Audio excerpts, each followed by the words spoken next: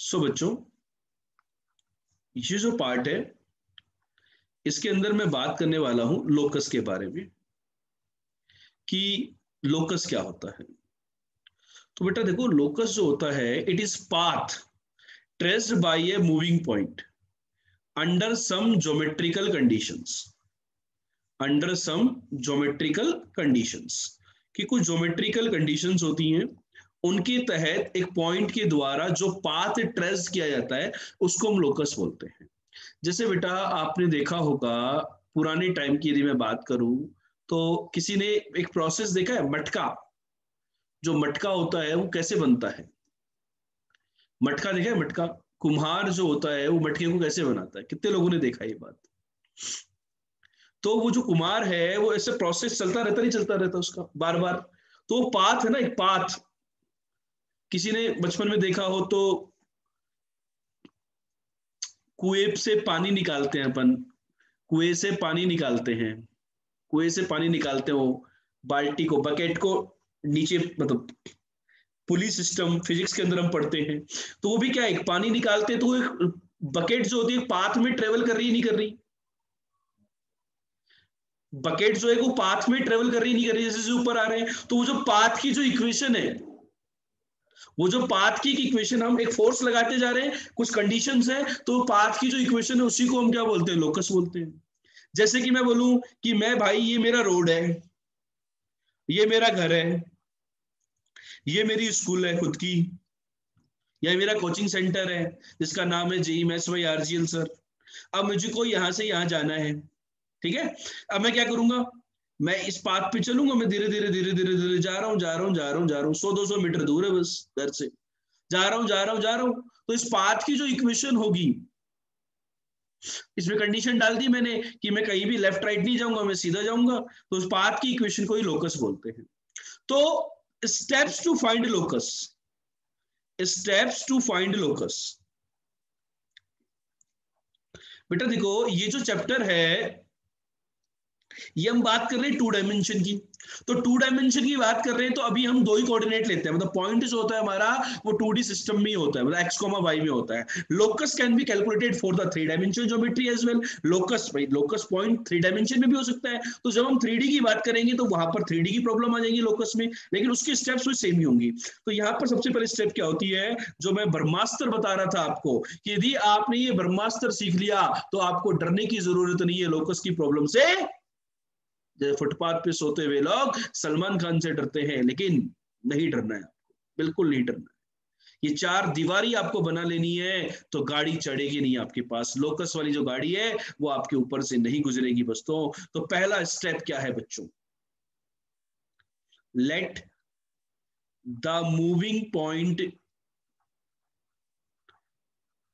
Late the moving point as P, P, let the moving point as P. हर लोग, हर literature में H comma K बोलते हैं, इसको क्या बोलते हैं? एच कोमा के। लेकिन एग्जामिनर आज की डेट में इतना ज्यादा शाणे प्रवृत्ति का हो गया कि वो बच्चों को कंफ्यूजन क्रिएट करने के लिए फिक्स पॉइंट को भी एच कोमा के टर्म में भी दे देता है। मूविंग पॉइंट तो वेरी करेगा बच्चों, ठीक है। तो एक काम करते हैं, मूविंग पॉइंट को कोई ऐसे कोऑर्डिनेट मानते हैं हम लोग जहां पर एग्जामिनर ने सोचा भी नहीं। M, मानिए, let the moving point as PM, दिखने में अजीब हो सकता है कि आप ऐसा क्यों लिख रहे हो, सब लोग तो H कोमा के या X, Y लिखते हैं, नहीं आप M, मेरी बात मानिए, आपको नंबर लाने हैं तो आप मानिए इस पॉइंट को M, second step,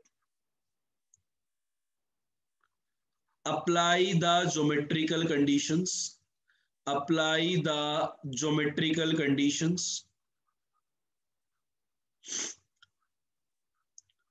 trickle conditions,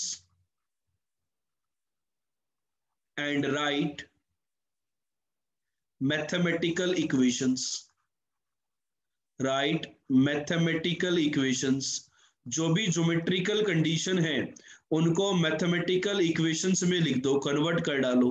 भाई कोई बोलेगा कि इस पॉइंट, कोई बोलेगा इस पॉइंट की डिस्टेंस इतनी है, तो उसको मैथमेटिकल इक्वेशन में कन्वर्ट कर दो। शब्दों को इक्वेशन में कन्वर्ट करना है, वर्ड्स को इक्वेशन में कन्वर्ट करना है। This is step 3।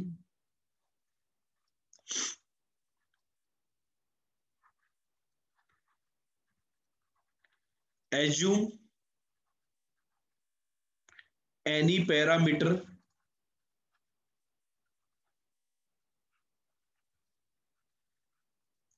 If required. यदि आपको कोई पैरामीटर की जरूरत है तो उसको मान लो। And remove the parameter, and remove the parameter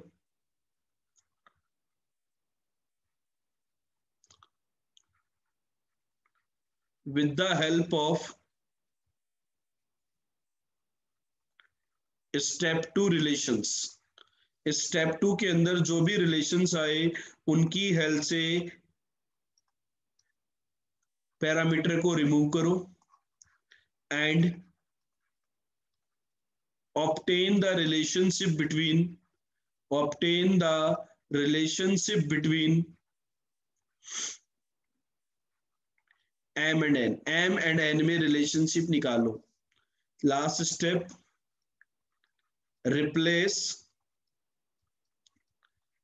m comma n का जो ऑर्डर्ड पेयर है उसको x कोमा y के ऑर्डर्ड पेयर से रिप्लेस कर दो। Replace m comma n by x comma y। आपका काम खत्म, लाइफ हो गई मस्त, जिंगा लाला। चमकी की नहीं चमकी ये बात। Let the moving point apply the geometrical conditions. यदि कोई पैरामीटर की आवश्यकता है तो उसको मान लो। And remove the parameter with the help of step 2 relation and obtain the relationship between m and n। Replace m comma n by x and y। अब जो x y में जो रिलेशन आता है वही आपका लोकस होता है।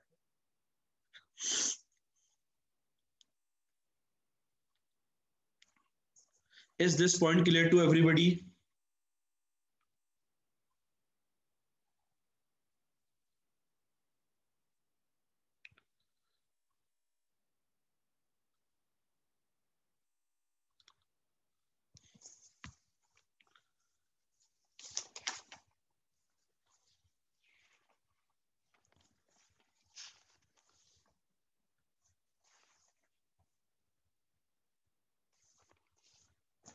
चलो नोट कर लिए तो डन का मैसेज करें। इस पे कुछ क्वेश्चंस को करके देखते हैं कि किस प्रकार के क्वेश्चंस यहाँ पे फ्रेम होते हैं।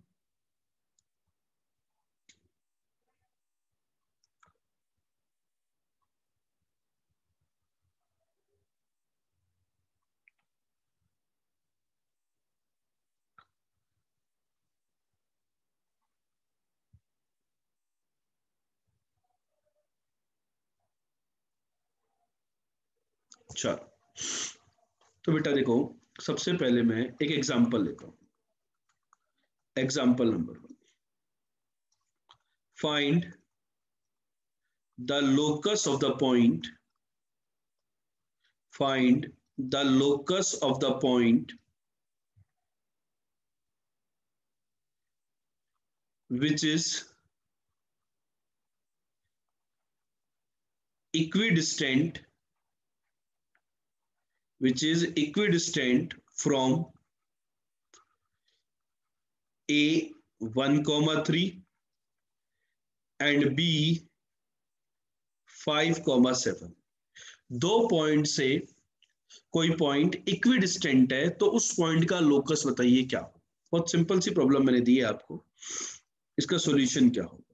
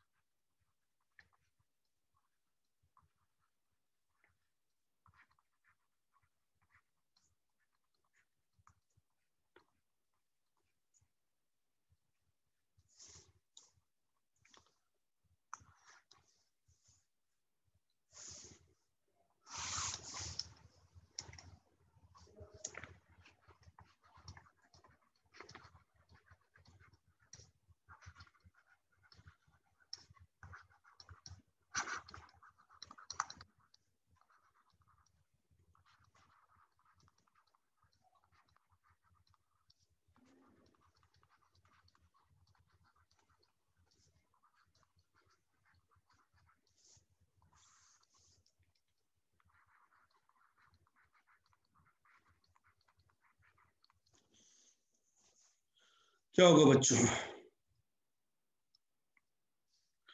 या तो बेटा देखो, हम जो भी कंडीशंस आपको गिवन है, वो जो पॉइंट है उसको आप m कोमा n मान लो। उस पॉइंट को क्या मान लिया? m कोमा n मान लिया उस पॉइंट को मैंने। ठीक है, मान लिया। अब क्या होगा, उस पॉइंट की a से डिस्टेंस और b से डिस्टेंस इक्वल होगी। यही स्टेप 2 है बच्चों। pa equal to pb is the step 2।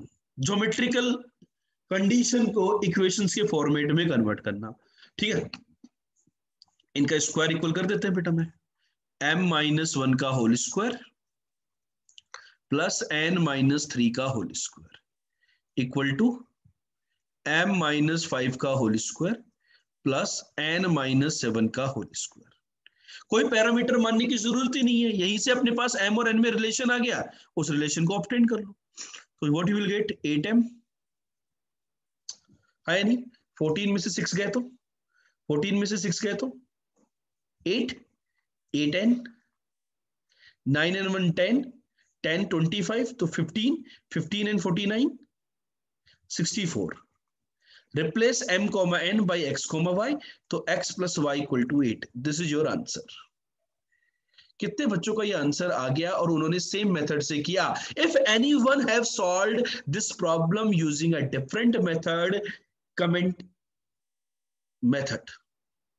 कि हमने कोई दूसरा मेथड लगाया है तो कमेंट मेथड। यदि आपने कोई दूसरा मेथड यहां पर अप्लाई किया है तो वो भी आप कमेंट करके मुझे बताइए।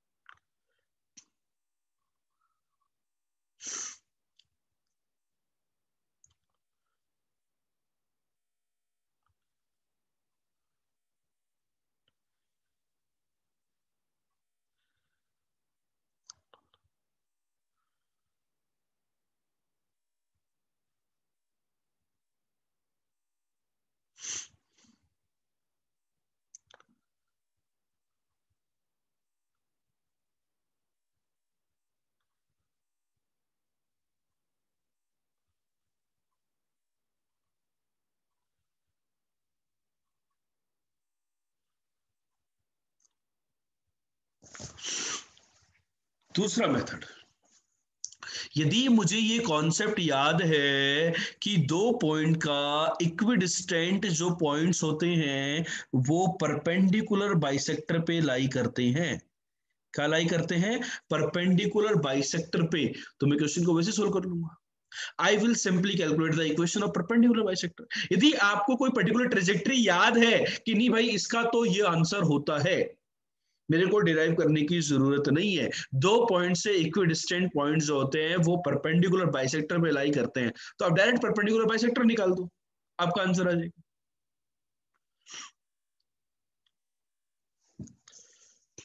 क्लियर और नॉट?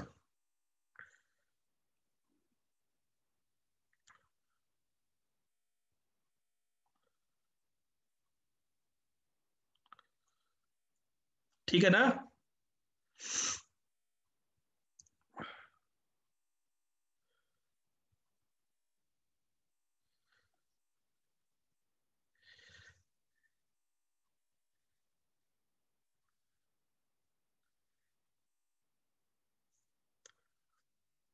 चलो सेकंड क्वेश्चन सोल्व करते हैं बच्चों। Find the locus of A point which moves in such a way that its distance from the x-axis is twice the distance from origin।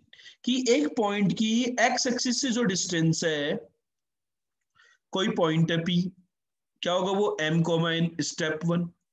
इसकी x एक्सिस से distance मतलब ये वाली distance, तो x axis से डिस्टेंस मतलब pm distance is twice the OP, origin से distance की डबल है, twice of OP। PM distance बच्चों क्या होगी? मॉड एन होगी या एन होगी? जल्दी बताइए मुझे। पीएम डिस्टेंस मॉड एन होगी या एन होगी?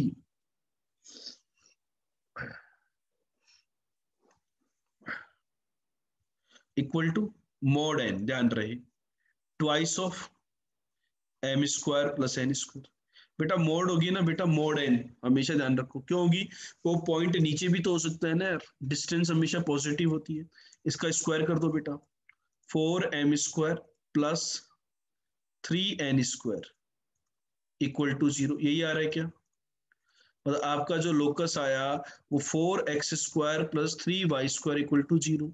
देखा जाए तो कोई भी रियल एक्स वाई को सेटिस्फाई नहीं करेगा। मतलब ये जो कहानी मैंने बोली कि वो पॉइंट जिसकी और एक्स एक्सिस से डिस्टेंस ओरिजिन से डिस्टेंस का डबल हो, इस प्रकार का कोई भी पॉइंट एग्जिस्ट नहीं करने वाला। सोल्व करने पे यही आया कि कुछ और आया?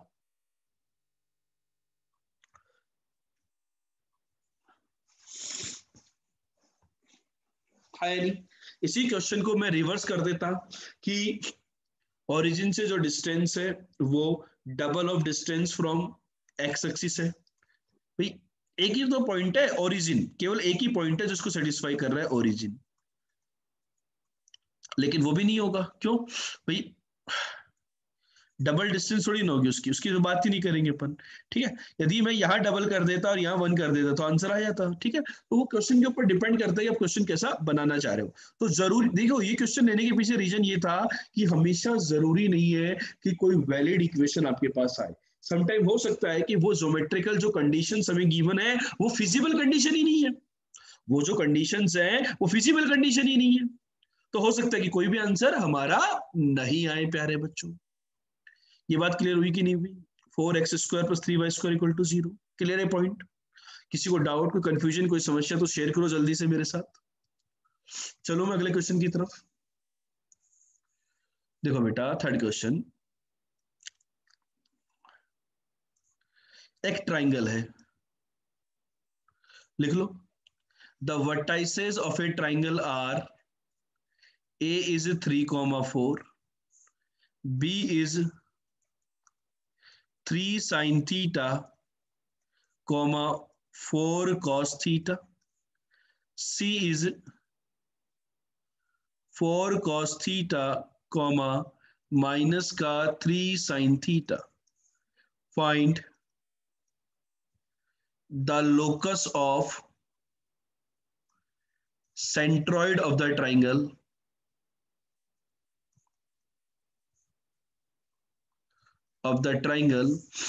given theta is variable. मतलब थीटा वेरी कर रहा है, थीटा फिक्स नहीं है। थीटा फिक्स नहीं है मतलब बी और सी पॉइंट फिक्स नहीं है। बी और सी पॉइंट के अंदर मूवमेंट हो रहा है, बदल रहे हैं बी और सी पॉइंट।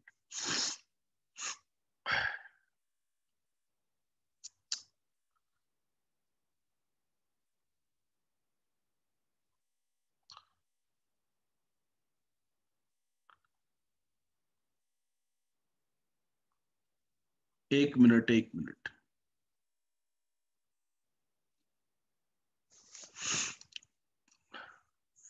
यहां पर आप स्क्वायर करोगे तो 3 sin² θ, 3 cos²θ।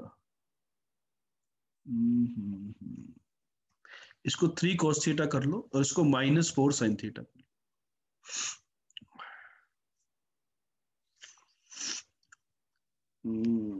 आ रहा है क्या रिलेशन? 1 मिनट। बाई 3 करेंगे, 3 sin θ plus 3 cos θ, 3 sin θ plus 3 cos θ, इतनी 4 से ही चाहिएगा।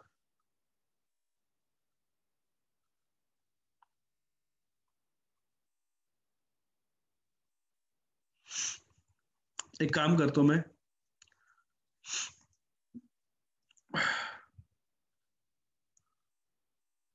4 cos θ ही ले लो आप। एक बार देख लेंगे, फिर अपन अकॉर्डिंगली मैं चेंजेस बता दूंगा क्या क्या पॉसिबिलिटी हो सकती है। ठीक है,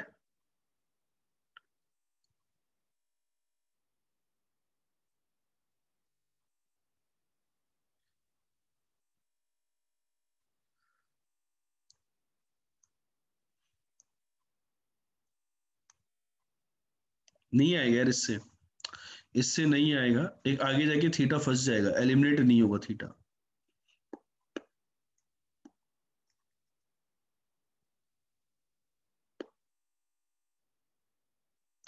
3 और -4 लेने पे आ जाएगा। आ रहा है क्या उससे? देख लो यार एक बार, मुझे नहीं पता, चेक कर लो थोड़ा सा।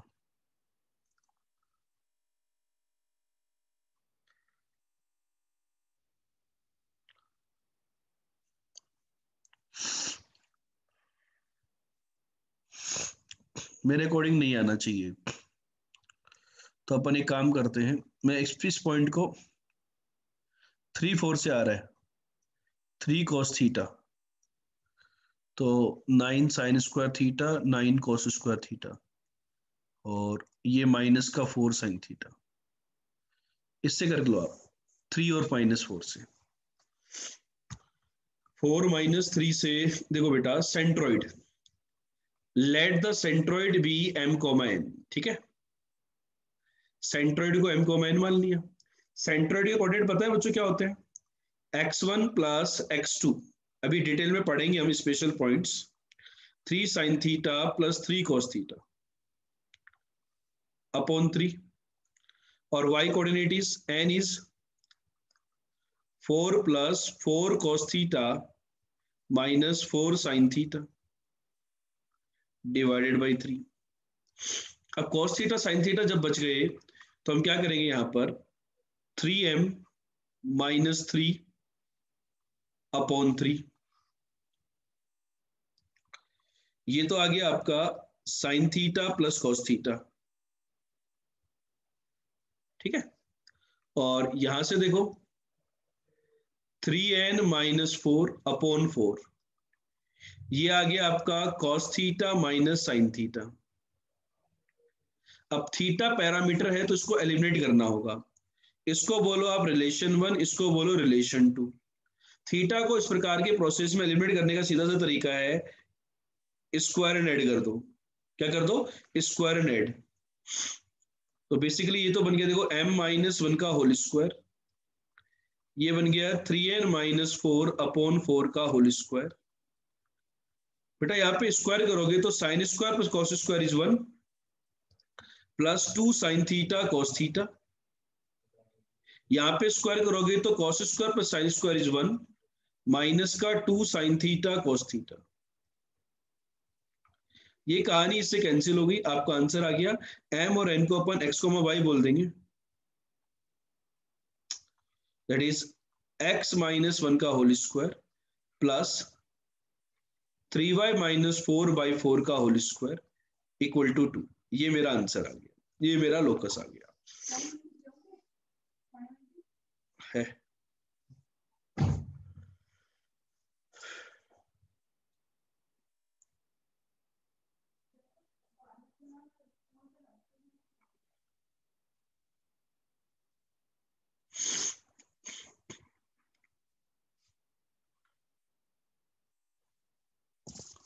क्लियर है ये बात?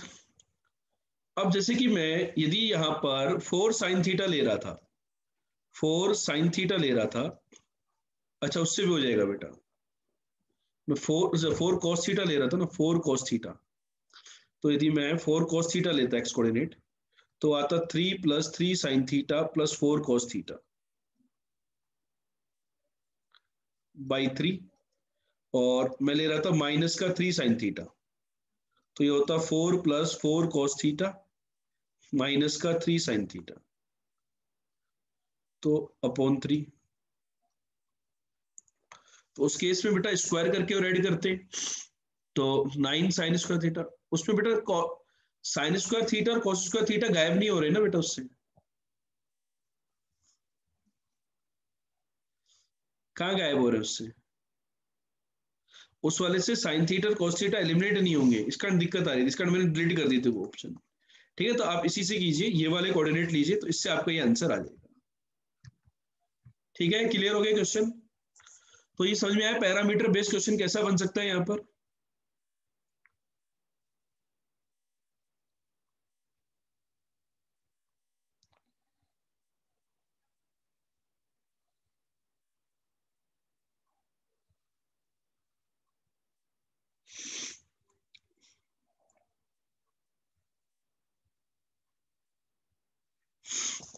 क्लियर? किसी को डाउट तो नहीं बेटा इसके अंदर? क्लियर है बात?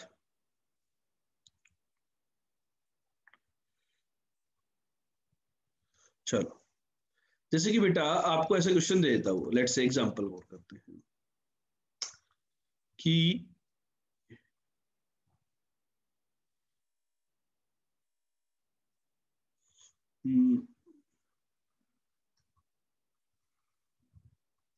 आपको बोल देता कि ए पॉइंट है एच कोमा के, एच एंड के आर फिक्स, मतलब फिक्स है, ये वेरी नहीं कर रहे। ठीक है,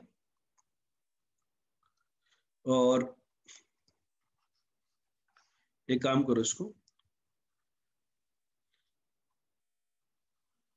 एक ऐसे समझो, आप इसको क्वेश्चन को ऐसे कर लो कि कोई लाइन है, कोई लाइन है जो कि कोऑर्डिनेट एक्सिस के बीच में कट कर रही है, ये ए पर और ये बी पर कोई लाइन है। ठीक है, तो ये ओरिजिन है। ठीक, that A B intercept is equal to 16, this AB intercept is equal to 16. Find the locus of the centroid of the triangle. Find locus of centroid of the triangle OAB. Any line cuts the coordinate axis at A and B and forms a triangle OAB such that AB intercept is equal to 16. Find the locus of the centroid of the triangle OAB. ठीक है, इसका जो centroid होगा उसका locus बताइए, जल्दी से solve कीजिए, क्या आंसर होगा।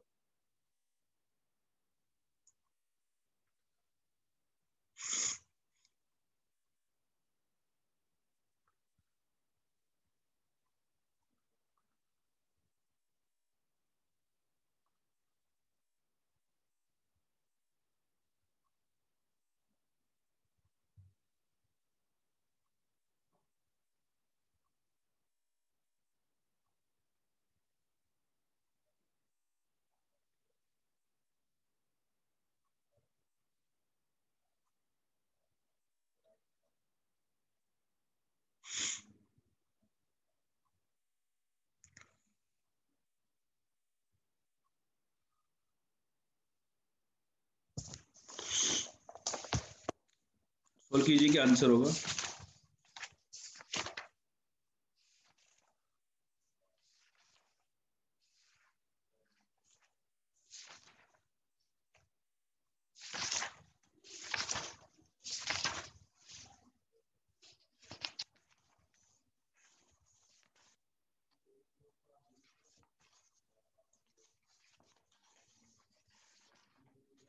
आए किसी बच्चे का आंसर।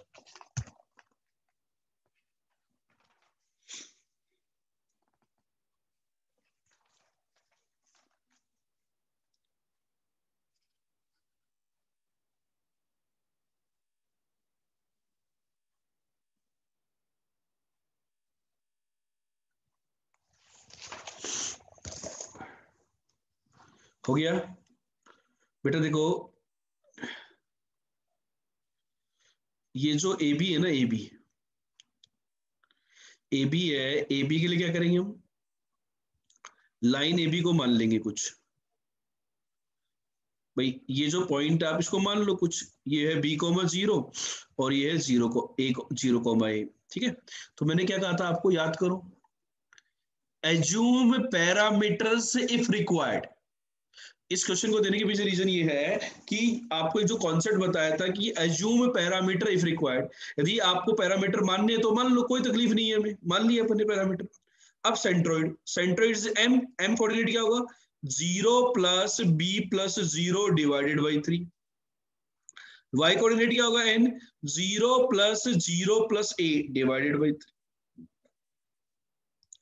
आपको under root of B square plus A square, इसकी वैल्यू 16 दी है। आपको रिलेशनशिप की चाहिए, ज्योमेट्रिकल कंडीशन लगा दी अपन ने, और रिलेशनशिप आपको एम और एन में चाहिए, तो बी की जगह में क्या डाल दो, 3m, तो 3m का स्क्वायर, ए की जगह क्या डाल दूं मैं, 3n का स्क्वायर। ठीक है, अंडरूट को हटा देता हूं बेटा, दैट इज इक्वल टू 256। तो ये क्या आ गया बेटा, M X square plus Y square equal to 256/9, ये मेरा आंसर आ गया। बच्चों क्वेश्चन क्लियर हुआ कि नहीं हुआ, जल्दी बताइए मुझे।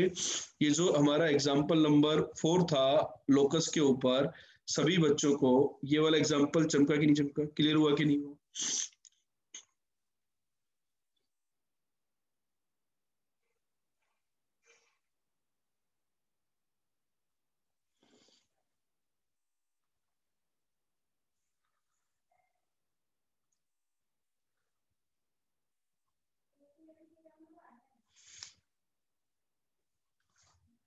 ठीक है, चलो एक दो क्वेश्चन और करो, मजा आ रहा है नहीं आ रहा? टाइप यस यदि मजा आ रहा है तो।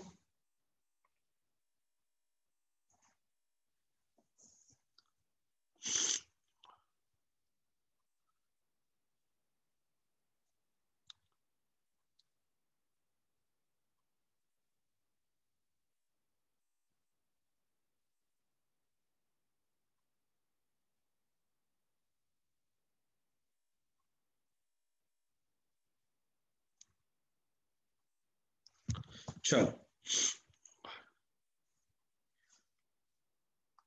कुछ ज्यादा नहीं बचा है, दो कुछ कुछ कुछ एग्जांपल्स बचे हैं बेटा, कुछ कुछ एग्जांपल्स, एक दो एग्जांपल और बचे हैं ताकि लोकस अपना कंप्लीट हो जाए। Find the locus of a point which moves in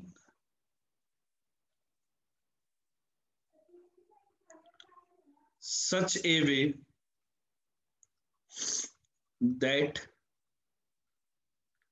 the line segment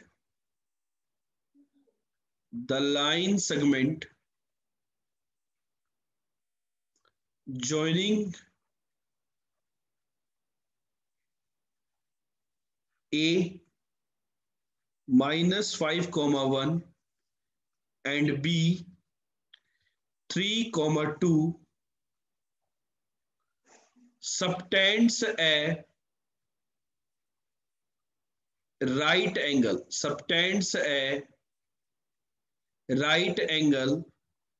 at the moving point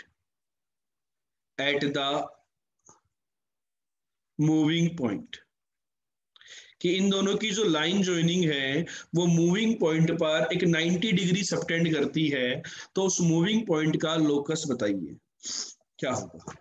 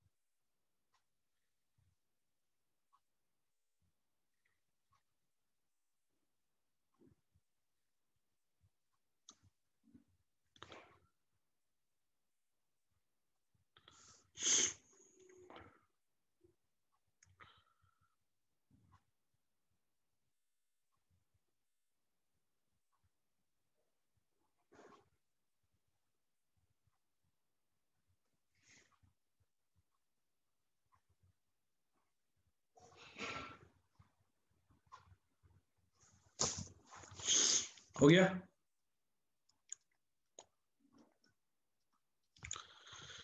बेटा देखो, जो लाइन ज्वाइनिंग है ए और बी की, आपको यदि थोड़ा सा ज्योमेट्री याद हो तो यदि ये किसी पॉइंट पर 90 डिग्री सबटेंड करती है तो वो पॉइंट सर्कल पे लाई करेगा कि नहीं करेगा? बेसिकली डायमीटर होगा, वो जो भी पॉइंट होगा M, N वो हमारा सर्कल के ऊपर लाई करेगा, ये डायमीटर होता है। तो लोकस इज सर्कल। किसी बच्चे को सर्कल का कॉन्सेप्ट याद हो वो तो डायरेक्टली सोल्व कर देगा यार, कर देगा कि नहीं कर देगा? कि सर्कल की इक्वेशन, अब सर्कल की इक्वेशन मतलब ये जो मैं ना, ये मैं एडवांस थ्योरी की बात कर रहा हूँ कि किसी बच्चे को सर्कल का कॉन्सेप्ट याद है तो वो सर्कल से कर सकता है, लेकिन जिसने सर्कल नहीं पढ़ा हो, जिसको सर्कल आता ही नहीं, क्योंकि सर्कल तो स्ट्रेट लाइन के बाद आता है, जो बच्चा पहली बार देख रहा होगा वीडियो उसको चमकेगा नहीं भाई कि कैसे कर दिया सर ने। तो उसके लिए दूसरा मेथड अभी मैं बताऊंगा, दूसरा मेथड।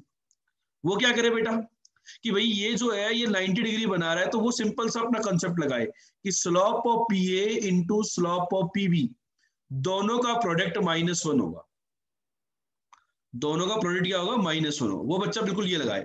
तो ये क्या कहता है, ए पॉइंट क्या है बेटा मेरा, ए पॉइंट इज -5,1, बी पॉइंट क्या है मेरा 3,2, लगा देते हैं स्लोप का कंसेप्ट। तो ये क्या कहता है देखो, n-1 अपॉन m+5 इंटू ये क्या होगा बेटा, n-2 अपॉन m-3, इसका प्रोडक्ट -1 कर दिया बेटा। सिंप्लीफाई कर दो इसको, इसको सिंप्लीफाई कर दो फटाफट से। क्या आ रहा है ये, n² माइनस का 3n प्लस का 2 equal to negative times m², 5m minus 3m plus का 2m माइनस का 15, m को x से और n को y से रिप्लेस कर दिया, x² प्लस y² प्लस का 2x माइनस का 3y माइनस का 13 इक्वल टू 0। चेक करो बच्चों, यही आंसर आया क्या, दिस इज योर लोकस। ये जो होती है बेटा इक्वेशन ऑफ सर्कल ही होती है, ठीक है। अब जो बच्चे सर्कल के कॉन्सेप्ट से जाना चाहते हैं, हमें पता है कि सर्कल होगा और ए बी जो होगा उसका डायमीटर होगा। तो मुझे क्या पता चल गया, डायमेट्रिक एंड पॉइंट से मुझे इक्वेशन ऑफ सर्कल लिखना आती है direct, x² plus y² minus x1 plus x2 into x minus y1 plus y2 into y plus x1 x2 plus y1 y2 equal to 0। जिन बच्चों को ये इक्वेशन डायरेक्ट लिखना नहीं आती है डायमेट्रिक, यदि डायमीटर के एंड पॉइंट पता होते हैं तो मैं डायरेक्ट लिख सकता हूं, वो सर्कल का डायमेट्रिक पॉइंट वाला लेक्चर देखें, ठीक है। तो यहां पर देखो इक्वेशन आ गई, x² plus y² plus 2x minus 3y minus 13 equal to 0। Check करो प्यारे बच्चों, दोनों जगह से आंसर सेम आया नहीं आया। तो यदि आपको मैंने क्या कहा, लोकस के केस में यदि उसका ज्योमेट्रिकल जो एनालिसिस है, जो कॉन्सेप्ट है, यदि आपको वो याद है तो आप डायरेक्ट आंसर लिख दो, नहीं तो क्या करो, उसकी कंडीशंस को जो एक मैथमेटिकल इक्वेशंस में कन्वर्ट करो, और जैसे ही आपने मैथमेटिकल इक्वेशंस में कन्वर्ट कर दिया आपका काम बन जाएगा।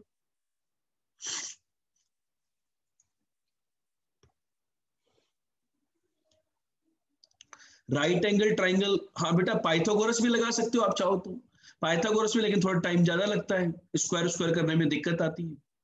राइट एंगल ट्राइंगल, ठीक है, कर सकते हो तारनाथ।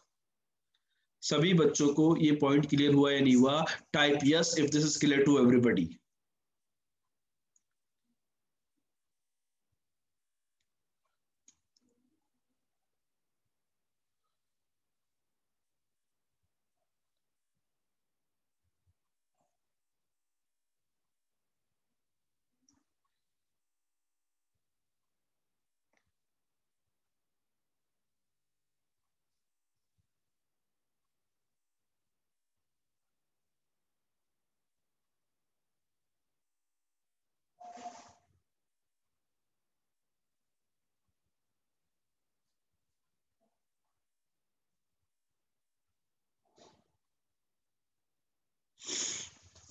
चले, चलो बच्चों एक आधे छोटे छोटे एग्जांपल और करते हैं। जैसे कि फॉर एग्जांपल एक मूविंग पॉइंट है, एक मूविंग पॉइंट है P 80² 280, मूविंग पॉइंट मतलब टी पैरामीटर है, टी पैरामीटर है, टी पैरामीटर मतलब टी वेरी कर रहा है और ए फिक्स है। Find locus of point P, find locus of point P। भाई ये मूविंग पॉइंट है और उस मूविंग पॉइंट के कोऑर्डिनेट हमें दिए हुए हैं कि वो मूविंग पॉइंट 80² 280 है, और बोल दिया गया कि इस P पॉइंट का लोकस निकालिए, क्या होगा।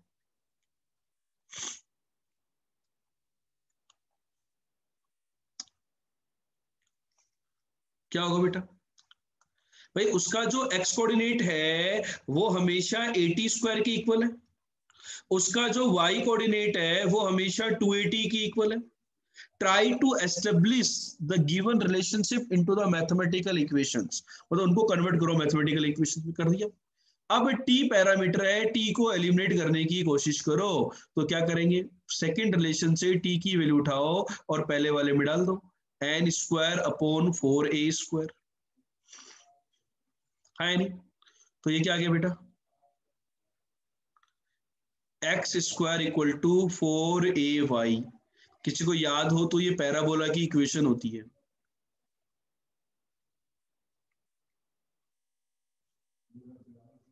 Sorry sorry, N is Y ना, Y square equal to 4ax, Y square equal to 4ax। M comma N को मैं एक्स कॉमा वाई से रिप्लेस करूंगा।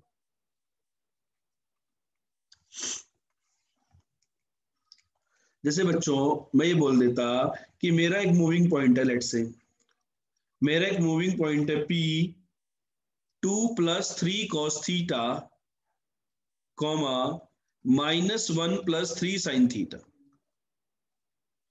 Theta is the parameter. तो लोकस बताओ क्या होगा, जल्दी बताइए। What will be my locus, find locus of P.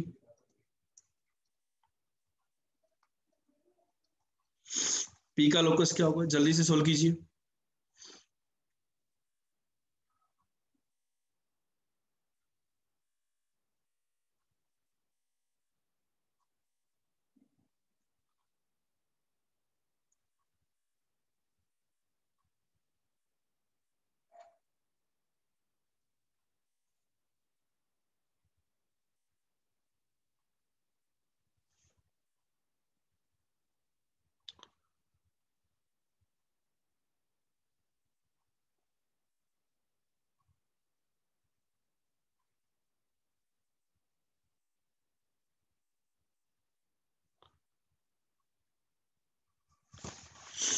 क्या होगा बेटा, वही m मान लेते हैं हम, m equal to 2 + 3 cos theta,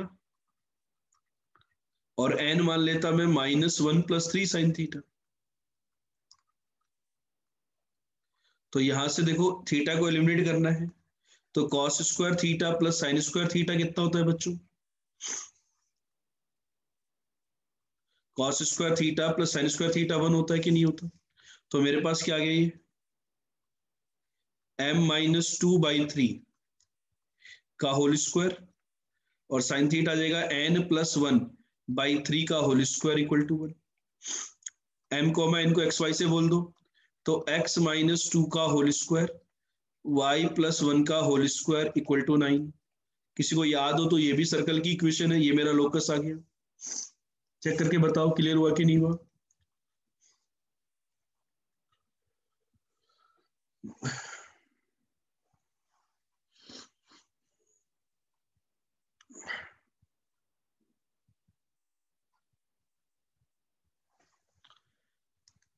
next example, एक मूविंग पॉइंट है P 2, alpha, find locus of P.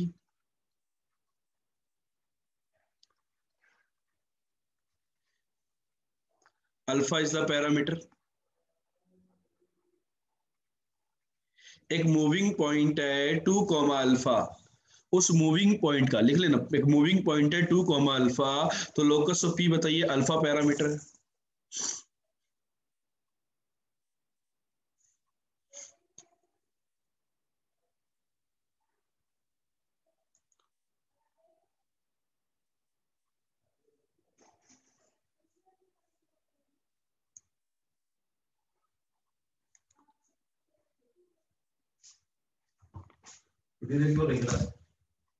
दो घंटा 2 मिनट 2 मिनट रोटी खा लेंगे ना, आ रहा हूँ।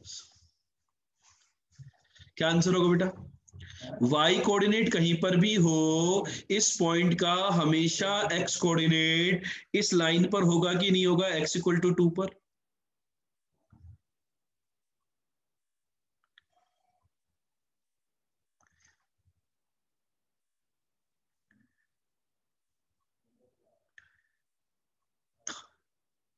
होगा कि नहीं होगा, कौन थे, है ना, कौन थे जानना है, कौन थे, कौन बोल सकता है ऐसे बताओ जरा, कौन बोल सकता है।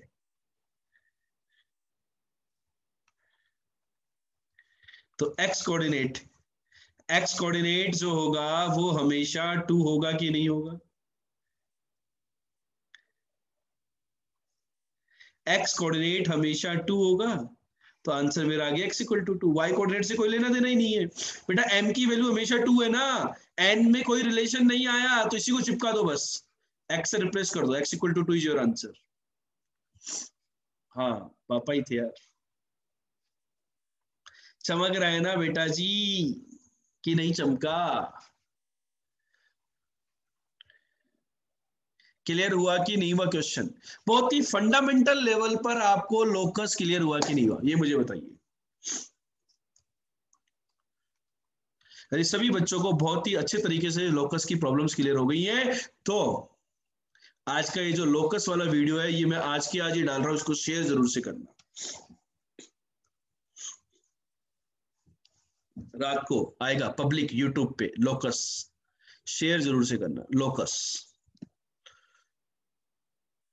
ठीक है, चलो बाय बाय, गुड डे बच्चों, फिर मिलेंगे अगली क्लास में।